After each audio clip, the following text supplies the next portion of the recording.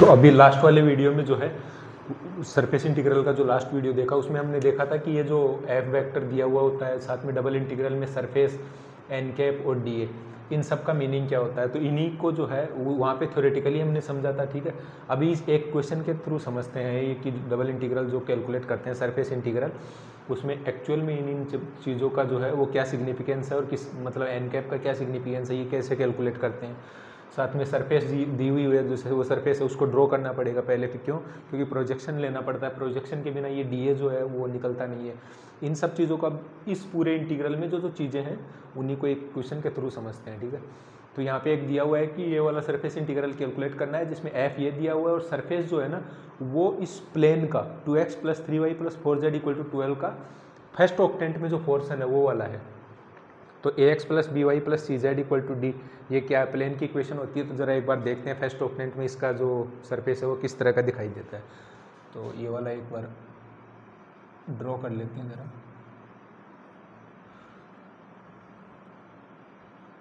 तो देखो ax + by + cz का ड्रॉ करेंगे तो पहले ये वाला प्लेन जो है इसका फर्स्ट ऑक्टेंट में एरिया चाहिए। तो पहले हम पता करेंगे फर्स्ट ऑक्टेंट में जो सरफेस है वो वाली सरफेस पे ये लाइन, ये सरफेस इंटीग्रल कैलकुलेट करना है। तो वो सरफेस ड्रॉ करने के लिए हम क्या करेंगे, पहले एक्स एक्सिस के साथ में इस प्लेन का जो है इंटरसेक्शन पॉइंट देख लेते हैं। एक्स एक्सिस के साथ में वाई और जेड जीरो करो जरा, कितना मिलेगा 6 0 0।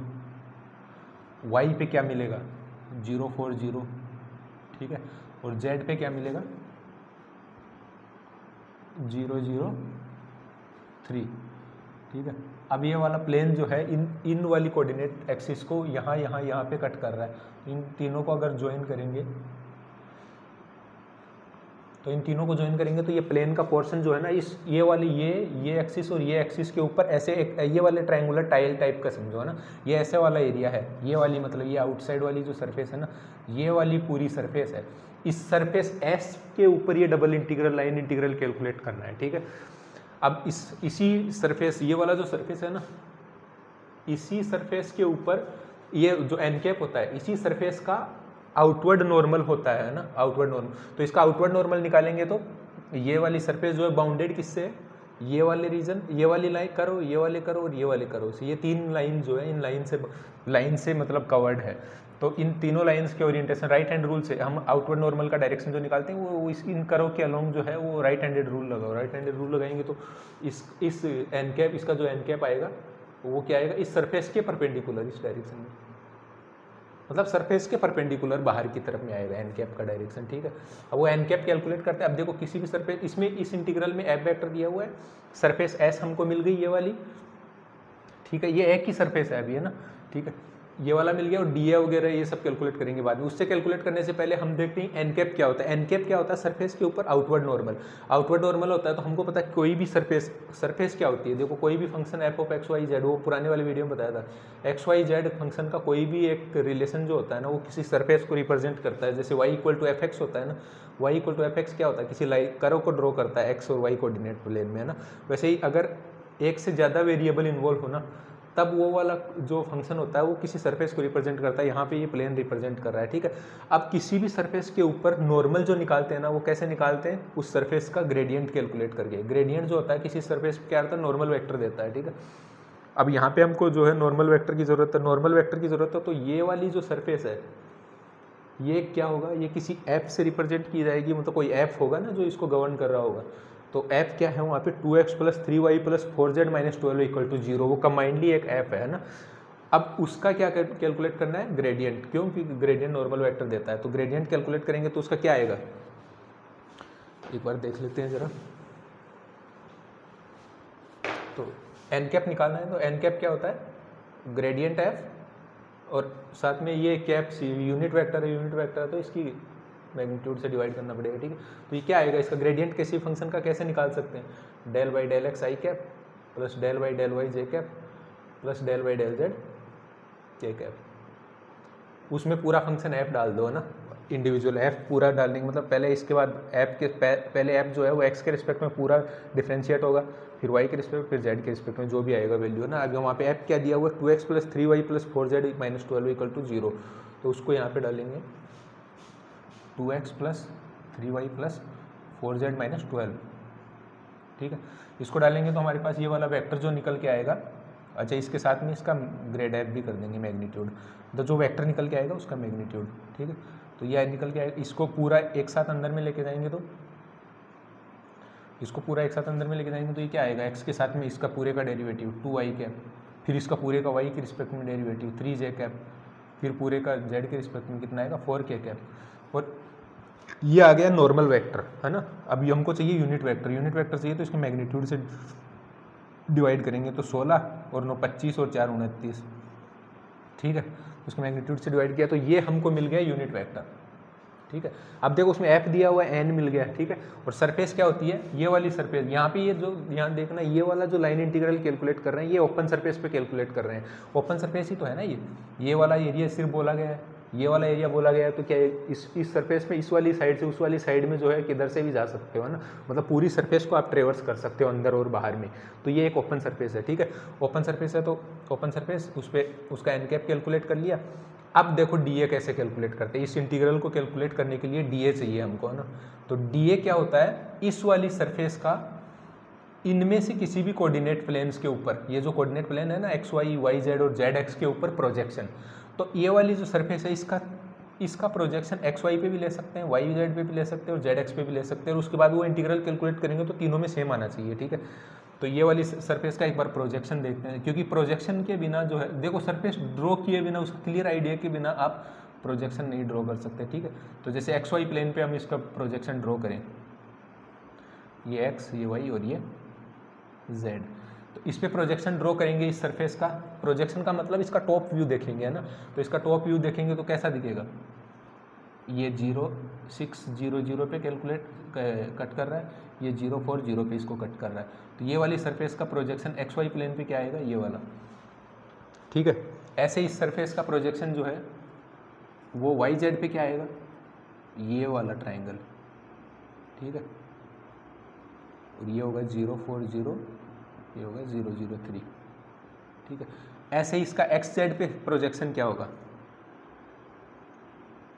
यहाँ पे बना दे रहा हूँ एक्स जेड का भी, ठीक है। ये है एक्स और ये जेड, एक्स जेड पे प्रोजेक्शन देखेंगे तो ये वाली लाइन है, ये वाला एरिया, ये सारे जो है 3 ट्राइंगुलर एरिया जो है, मतलब एक ट्राइंगुलर एरिया, एक ट्राइंगुलर एरिया और एक ट्राइंगुलर एरिया, ये तीनों का एक्स वाई वाई जेड और जेड एक्स पे प्रोजेक्शन हो गया। इनमें से किसी जो डी ए निकालोगे तो डी ए क्या होता है, या तो डी एक्स डी वाई, या डी वाई डी जेड, या डी जेड डी एक्स, है ना, उनमें से कोई सा भी एक एरिया लेना होगा, ठीक है। तो वो वाला लेने के लिए हम मान लो जैसे ये वाला डी एक्स डी वाई पे इसका लेंगे, अब इनमें से आपको कौन सा लेना है, वो ऐसा वाला चूज करना है जिससे वो इंटीग्रल जो है ना वो आसानी से कैलकुलेट हो जाए, ठीक है। अब ये वाला लेके भी कैलकुलेट कर सकते हो, ये वाला भी, अब तीनों में हम रख के देखेंगे कौन सा वाले में इंटीग्रल जो है वो आसानी से मतलब सोल्व हो जा रहा है, ठीक है। तो यहाँ पे एफ वेक्टर क्या है, 6z 6 ये, और इसका एन कैप के साथ में डॉट प्रोडक्ट लेना है, ठीक है। एफ डॉट एन कैप है ना, तो 6z और उसका आई कैप के साथ में क्या होगा 12z, प्लस जे कैप के साथ में कितना होगा 18, ठीक है। के के साथ कितना होगा 12z अपॉन में √29, ठीक है। ये हो गया F vector dot N cap. अब चाहिए डी ए, ठीक है। डी ए लेंगे तो मान लो इस वाले पे लेंगे, डी ए जो है, डी ए क्या होता है, इस वाले पे कोई डी एक्स डी वाई या डी वाई डी जेड कोई भी एरिया वेक्टर लेंगे ना उसका प्रोजेक्शन, तो इसका प्रोजेक्शन अगर इस पे लिया तो इस पे कोई भी डी एक्स डी वाई लोगे आप, तो वो डी एक्स डी वाई मान लो इस पे ले लिया डी एक्स डी वाई। अब इसके साथ में डी ए के साथ में क्या होता है एन कैप डॉट जिस डायरेक्शन में आपने प्रोजेक्शन लिया है वो वाला, तो इसका प्रोजेक्शन जो है वो आपने एक्स वाई प्लेन पे लिया है, एक्स वाई प्लेन पे लिया है, तो इसका जो नॉर्मल वेक्टर क्या होगा, इसका नॉर्मल वेक्टर जो होगा सरफेस, मतलब ये प्रोजेक्शन कंबाइनली डी ए जो होता है वो प्रोजेक्शन इसके प्रोजेक्शन को रिप्रेजेंट करता है। तो एन कैप डॉट ये वाला जो एन कैप है ना, इसका किसके साथ डॉट प्रोडक्ट लेंगे कि इसका प्रोजेक्शन एक्स वाई पे आए, वो जेड के साथ में, ठीक है। तो ये के कैप लोगे, इसमें एन कैप डॉट के कैप लोगे तो डी एक्स डी वाई, साथ में एन कैप क्या है ये वाला, और के कैप एन कैप ये वाला, के कैप लोगे तो ये 4/√29 होगा, ठीक है। ये हो गया 4/√29, ठीक है। अब देखो इसमें, अब ये वाला सॉरी इसमें कितना आएगा 6z + 3 ये वाला y होगा, ठीक है। अब ये वाला इंटीग्रल जो कैलकुलेट करेंगे, इस वाले इंटीग्रल में dx dy के रिस्पेक्ट में कैलकुलेट हो रहा है और वहाँ पे फंक्शन के अंदर z भी फंसा हुआ है, तो पहले z को हटाना पड़ेगा वहाँ से, या फिर मतलब z को जो है वो x की टर्म्स में लाना पड़ेगा। और z को x की टर्म्स में लाने के लिए हम यहाँ से क्या करेंगे, z को रख के इसको पूरे को 12 माइनस 2x माइनस 3y जो है वो वहाँ पे लेके जाएंगे, ठीक है। फिर वो x और y की टर्म्स में आ जाएगा। अब इसकी जगह मान लो इसका yz वाला पोर्शन लेता हूँ, तो dy dz अगर मान लेता हूँ, तो dy dz लेने का मतलब इस वाली सरफेस का किस पे प्रोजेक्शन, yz पे प्रोजेक्शन लोगे तो इसका किसके साथ में डॉट करोगे, आई कैप के साथ में, ठीक है। तो आई कैप के साथ में करेंगे तो कितना आएगा 2/√29, 2/√29, तो एक इंटीग्रल सीधा हो जाएगा, ठीक है, क्योंकि ये भी y और z और यहाँ पे भी y और z में सीधा इंटीग्रेट कर देंगे, ठीक है। उसमें भी लिमिट लगेगी तो उसमें भी फंसेगा थोड़ा। अब इस वाले में लेंगे, मान लो इसका xz पे लेंगे, xz पे लेंगे तो dx dz। अब इस सरफेस का xz पे प्रोजेक्शन लेना है तो उसका n कैप का डॉट प्रोडक्ट लेंगे j कैप के साथ में, तब ये बनेगा 3/√29, ठीक है। अब इनमें से आप कोई सा भी ले सकते हो, ठीक है, ये वाला ले लो, ये वाला ले लो, चाहे ये वाला ले लो, ठीक है। लेकिन जो वही जैसे dx dz लोगे ना तो वहाँ पे y और z का रिलेशन है, उसको x और z में लेके आओगे, ठीक है। तो यहाँ पे y और z में दिया हुआ तो मैं y और z वाला ले रहा हूँ, ठीक है। y और z वाला लेंगे तो इसमें क्या होगा, y और z वाला लेंगे तो dy dz डिवाइड बाई 2/√29, ठीक है। अब 2/√29 ये वाला इंटीग्रल, अब देखो ये वाला इंटीग्रल जो है ना हमारे पास एक सिंपल डबल इंटीग्रल में कन्वर्ट हो गया है, और डबल इंटीग्रल जो कैलकुलेट करते हैं वो किसी रीजन पे कैलकुलेट करते हैं। तो हमने प्रोजेक्शन किस में लिया है, yz में लिया है, yz में लिया है, तो ये वाला रीजन जो होगा ना इस रीजन पे वो डबल इंटीग्रल कैलकुलेट होगा, मतलब उसकी लिमिट्स जो होंगी ना वो ये वाला रीजन बताएगा, ठीक है। तो उसका लिमिट्स लगाने के लिए पहले तो इसमें मतलब जैसे डबल इंटीग्रल है तो यहाँ पे देखो कोई फिक्स मतलब x और y की लिमिट कांस्टेंट तो लग नहीं सकती, क्योंकि इसका स्क्वायर या रेक्टेंगल ऐसा तो कुछ है नहीं कि 0 से 4 0 से 3 लगा दें, ठीक है। यहाँ पे अगर x मान लो y का लिमिट आप 0 से 4 लेते हो तो z का लिमिट जो है, z का लिमिट जो लगाओगे इसका इक्वेशन क्या होगा 3y + 4z = 12, क्योंकि x वाई जेड पे प्रोजेक्शन है ना उसका, तो 3y + 4z = 12। तो यहाँ पे फिर z का लिमिट जो लगाओगे वो 12 - 3y/4 तक लगाओगे, ठीक है। या फिर y का लिमिट लगा लो आप 12 - 4z/3, तो z का लिमिट 0 से 3 तक लगा लो। तो यहाँ पे dy dz लिया है ना अपन, तो y का लिमिट जो लगाएंगे यहाँ से वो 12 - 4z/3, मतलब 0 से लेके मतलब ये वाला जो 0 है y का लिमिट लगा रहे हैं ना, y का लिमिट यहाँ से लेके इस कर्व तक लगा रहे हैं, इधर से चल रहे हैं और इस कर्व तक, है ना। ये वाले कर्व बाउंड्री बना रहा है ना, तो उसका ये वाला कर्व की इक्वेशन क्या है y का टर्म्स में, तो वो वाला होगा 12 - 4z/3, 4z/3। ऐसे ही z का लिमिट लगाएंगे अब 0 से 3 के बीच में, ठीक है। तो अब ये वाला इंटीग्रल जो है सिंपल इंटीग्रल सोल्व करना है अब। तो ये हो गया 0 से 3, ये √29 यहाँ से गया, बचा कितना 2, तो ये 2 सब में कैंसिल हो जाएगा, तो ये बचेगा 6z + 9 प्लस ये 6y, ये वाला बच गया, ठीक है। और ये हो गया dy dz। ऐसे इसका दूसरा वाला लिमिट कहाँ से कहाँ था, तो 0 से 12 - 4z/3। अब ये वाला इंटीग्रल कैलकुलेट कर 6z + 9 जो है वो कांस्टेंट है, 6z इसका y के रिस्पेक्ट में इंटीग्रल करने हैं ना, तो क्या बनेगा 6z + 9 के साथ में आ जाएगा y प्लस ये कितना बनेगा 3y², और इसका लिमिट है 0 से 12 - 4z/3, और ये पूरे का इंटीग्रल है 0 से 3 में z के रिस्पेक्ट में। तो ये वाला कैलकुलेट कर लो बस, यही वाला अब ये तो डबल इंटीग्रल की सिंगल इंटीग्रल हो गया अब तो इसमें हो गया 6z + 9, उसके साथ में होगा 12 - 4z/3 प्लस 3 टाइम्स 12 - 4z/3 का होल स्क्वायर, और y दूसरा वाला लिमिट रखोगे तो वो 0 0 हो जाएगा। इसको इंटीग्रेट करना है 0 से 3 में z के रिस्पेक्ट में, ठीक है। तो इसको इंटीग्रल करना है तो 3 इसमें से कैंसिल हो जाएगा, तो ये कितना बना 2z + 9, 2z + 3, और ये कितना होना 12 में से भी 4 कॉमन ले लेते हैं, ठीक है। तो 4 अगर बाहर निकाल लेंगे तो 3 - z बच जाएगा, ठीक, प्लस ये 9 होगा तो ये 1/3, और इसमें से 4 बाहर आएगा तो 16, तो ये 16/3 हो गया, ठीक है। ये कितना बचेगा 3 माइनस जेड और इसका होल स्क्वायर और ये डी जेड। ठीक, ये 0 से 3 4 मल्टीप्लाई कर लो इसको, ये 6z minus 2z square plus 9 minus 3z plus 16/3। यही इंटीग्रल को एक बार यहाँ पे भी ले आओ। ठीक है, 0 से 3 16/3 और 3 माइनस जेड का होल स्क्वायर और ये डी जेड। ठीक, 4 बाहर में निकाल लिया और ये माइनस 2z स्क्वायर और 4z, तो इसका सीधा इंटीग्रेशन कर दे रहा हूँ मैं। ये बनेगा माइनस का 2/3 जेड क्यूब प्लस 9z और ये कितना बचेगा 6 और 3 जेड बचेगा, तो 3z स्क्वायर बाई 2 और इसका लिमिट हो गया 0 से 3 और ये 4 टाइम्स है ना, प्लस इसका लिमिट कितना होगा 16/3 3 माइनस जेड का होल क्यूब बाई 3। साथ में लगेंगे तो ये वाला माइनस बाहर में आ जाएगा, इसका भी तो करना पड़ेगा इंटीग्रेशन के अंदर, ये वाला माइनस बाहर में आ जाएगा। ठीक, तो 3 माइनस जेड को टी पुट करेंगे, 3 minus Z equal to T, तो D Z equal to minus D T, तो एक माइनस बाहर आ जाएगा। ठीक, अब इसमें लिखेंगे 0 से 3, ये वाला लिमिट हो गया। अब इसमें डाल दो लिमिट 4 टाइम्स माइनस का 2/3 और ये 3 का cube plus 27 plus 3/2 into 9 minus 16/3, इसमें 3 डालेंगे तो 0 और 0 डालेंगे तो 3। ठीक है, तो ये बनेगा माइनस का 3 का क्यूब बाई 3। अब इसको सोल्व करेंगे, तो इसको सोल्व कर लेना यार, जो भी आंसर आए वही आंसर है। ठीक है, बस कहीं मिस्टेक नहीं हो गई हो।